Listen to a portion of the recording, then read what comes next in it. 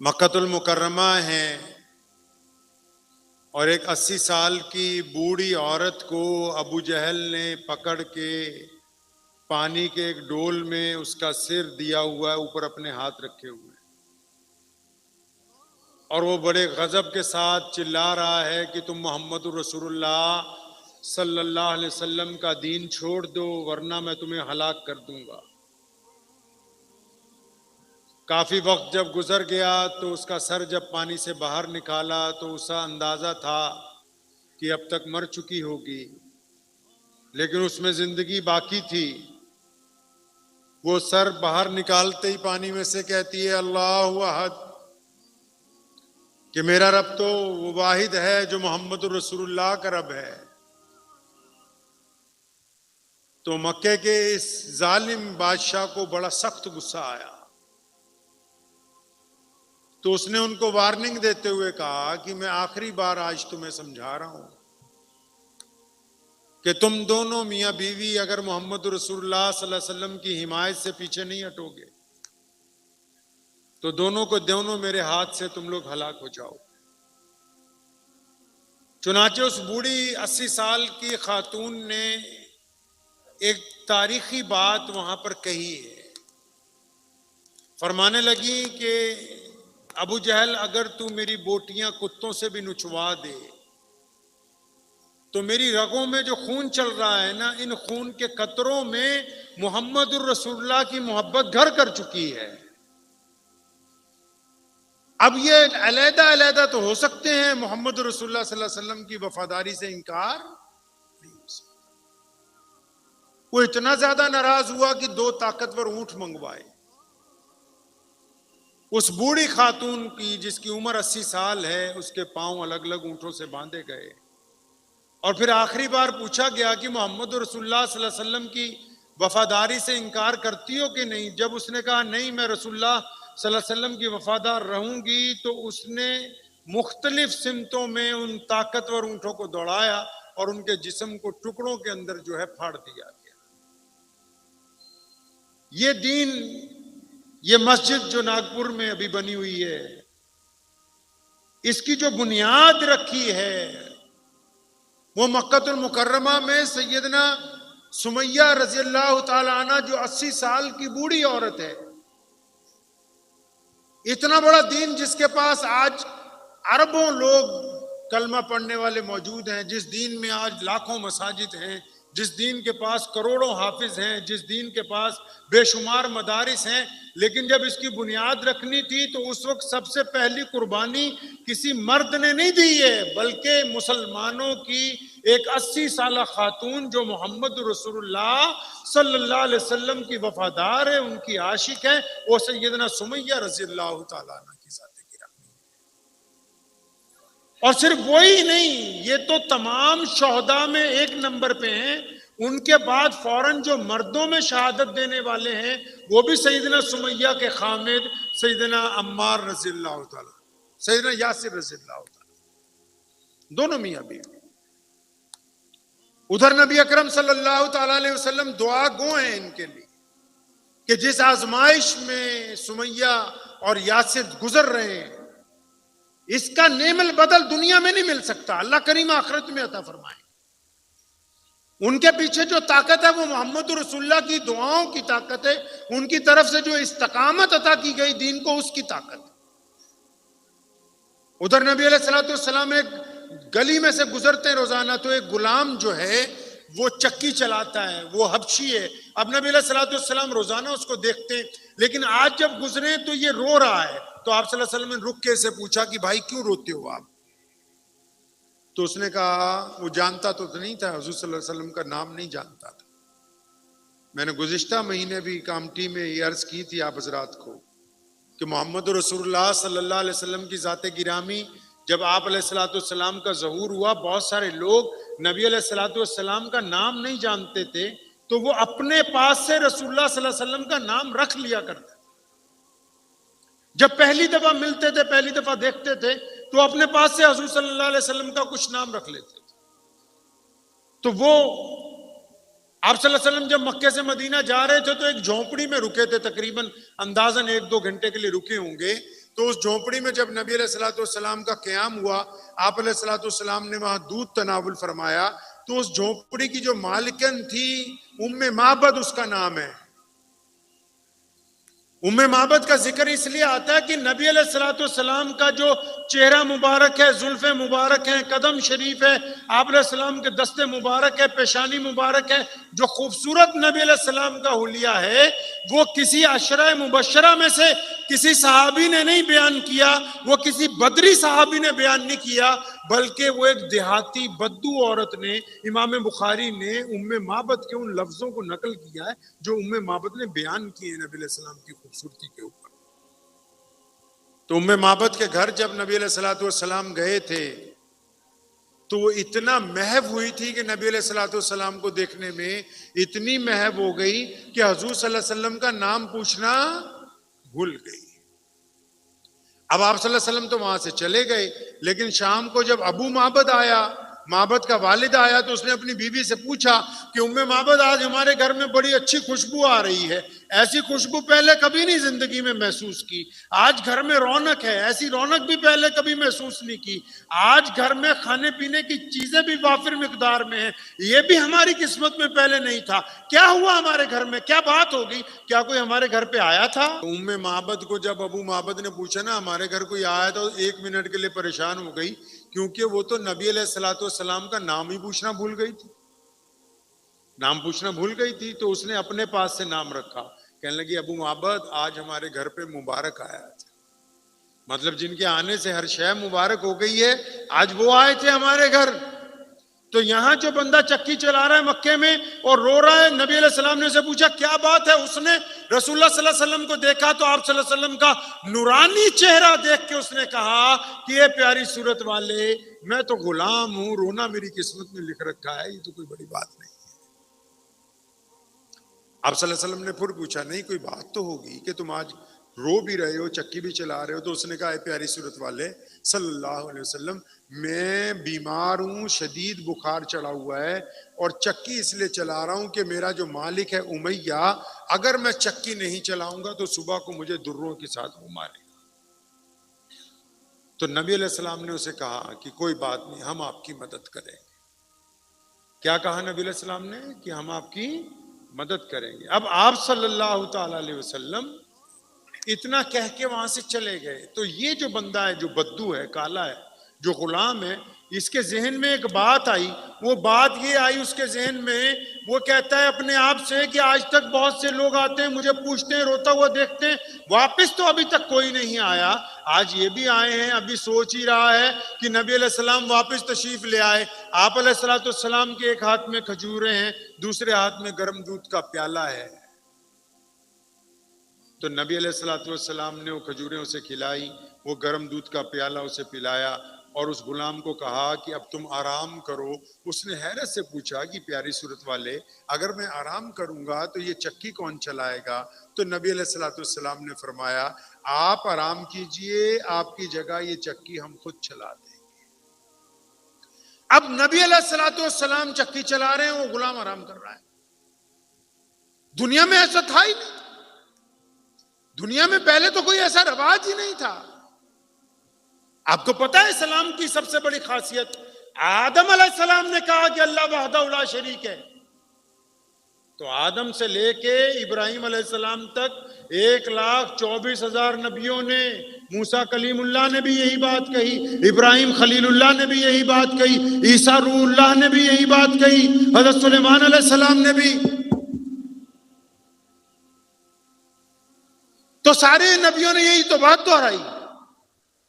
محمد رسول اللہ نے ایسی کیا بات کی کہ پوری کائنات میں دیکھو مدینہ کہاں ہے، ہم کہاں پہ رہ رہے ہیں، مکہ کتنی دور ہے یہاں سے، ہم میں سے کوئی محمد رسول اللہ صلی اللہ علیہ وسلم کا گاؤں کا رہنے والا ہے؟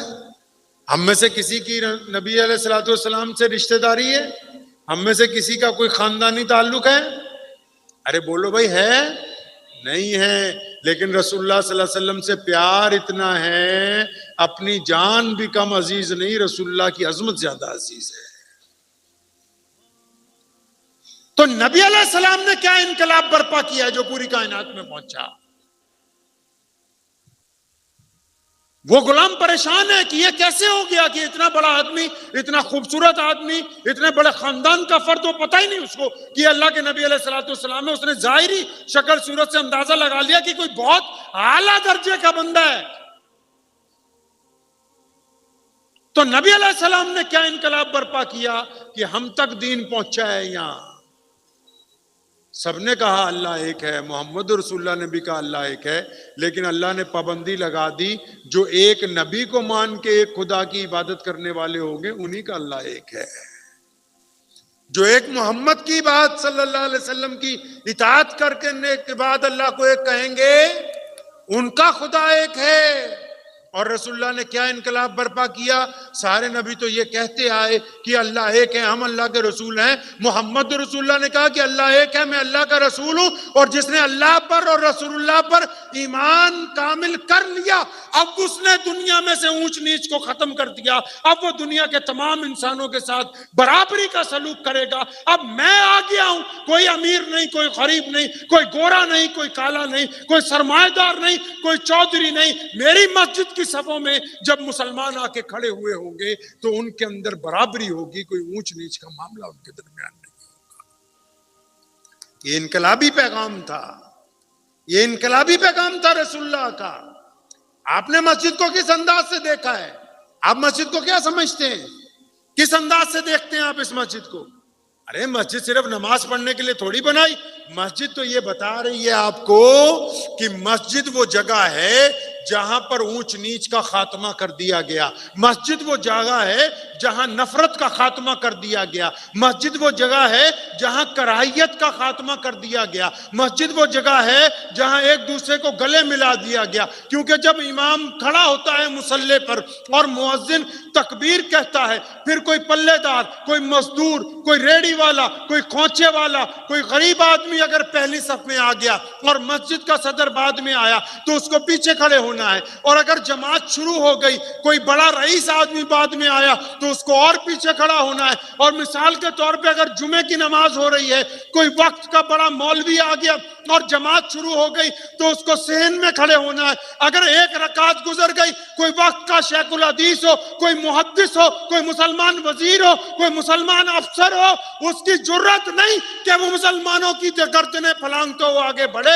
اس کو جہاں قوم نے جوتیاں اتاری ہیں اس جگہ جگہ بچھا کے نماز پڑھنی ہوگی، کیونکہ محمد الرسول اللہ کی مسجد ہے۔ کہ مسجد صرف عبادت کی جگہ تھوڑی، مسجد محبت سکھاتی، مسجد بھائی چارہ سکھاتی، مسجد اونچ نیچ کو ختم کرتی، اور پھر مسجد آپ کو اطاعت کرنا بھی سکھاتی ہے کہ اپنے سے بڑے کی، اپنے قائد کی اطاعت کیسے کرنی۔ اب آپ نے سنا ہوگا کہ مسجد میں نماز پڑھنی زیادہ ثواب کی بات ہے، سنا ہے نا آپ نے یہ بات، لیکن کبھی یہ سوچا کہ زیادہ ثواب کیوں ملتا ہے مسجد میں؟ نماز تو گھر پر بھی پڑھ سکتے ہیں، مسجد میں نماز پڑھنے کا زیادہ ثواب کیوں ہے؟ کیونکہ مسجد میں ہم جماعت سے نماز پڑھتے ہیں۔ کس سے جی؟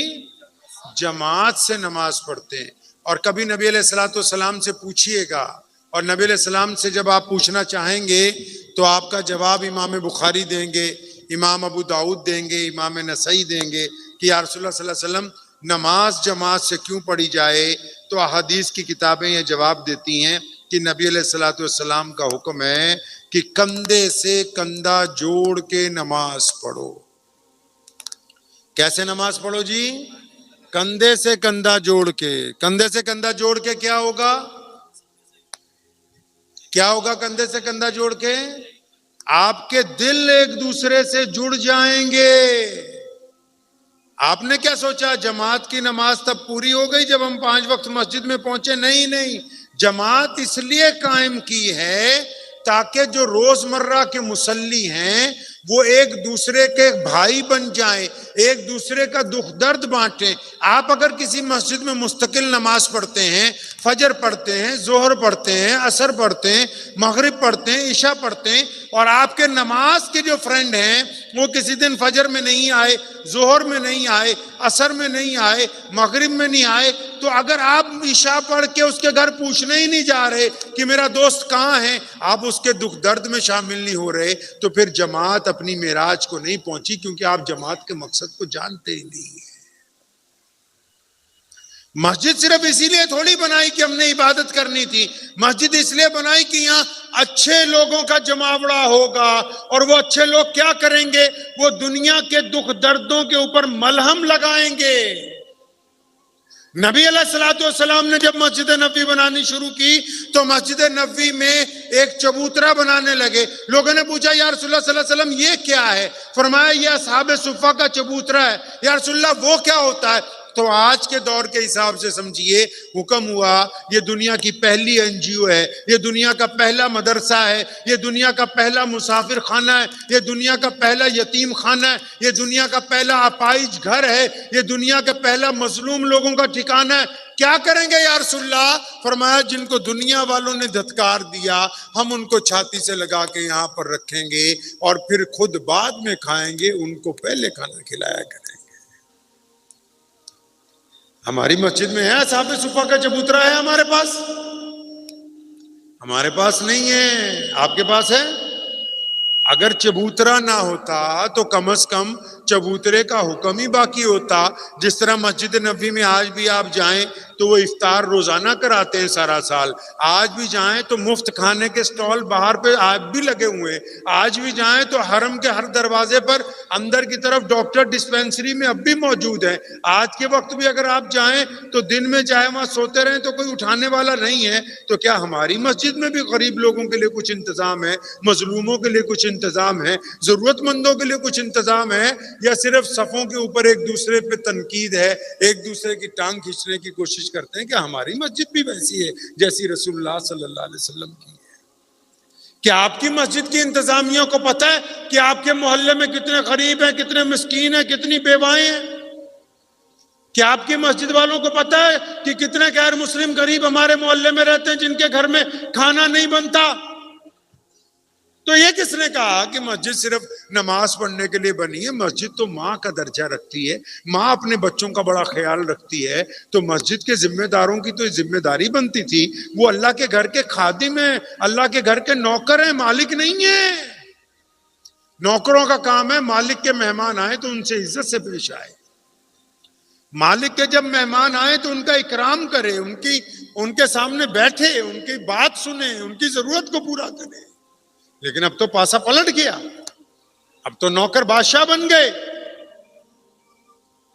ہم سب بادشاہ بن گئے, اپنی اپنی جگہ بیٹھ گئے, اور پھر ہم نے سوچا کہ نہیں جو ہم کر رہے ہیں وہی دین میں ٹھیک ہے. نہیں, جو محمد رسول اللہ صلی اللہ علیہ وسلم چاہتے ہیں. میں نے عرض کیا تھا نا کہ ہم میں سے کوئی رسول اللہ صلی اللہ علیہ وسلم کے قریبی نہیں ہیں, لیکن ہم رسول اللہ صلی اللہ علیہ وسلم کے وفادار اس لیے بنے کیونکہ ایک اللہ کی بات تو آدم علیہ السلام نے شروع کی, تمام نبیوں نے کی, لیکن رسول اللہ نے جب ایک اللہ کی بات کی اور ختم نبوت کی بات کی تو تیسری بات انقلابی کی. فرمایا جو اللہ اور اس کے رسول کا کہنا مانے گا وہ انسانوں سے نفرت نہیں کرے گا, جو رسول اللہ کا کہنا مانے گا وہ گورے اور کالے میں فرق نہیں کرے گا. انہوں نے جو غریبوں کو چھاتی سے لگایا تب دین ہم تک پہنچا ہے, ورنہ دین ہم تک پہنچنے والا نہیں تھا.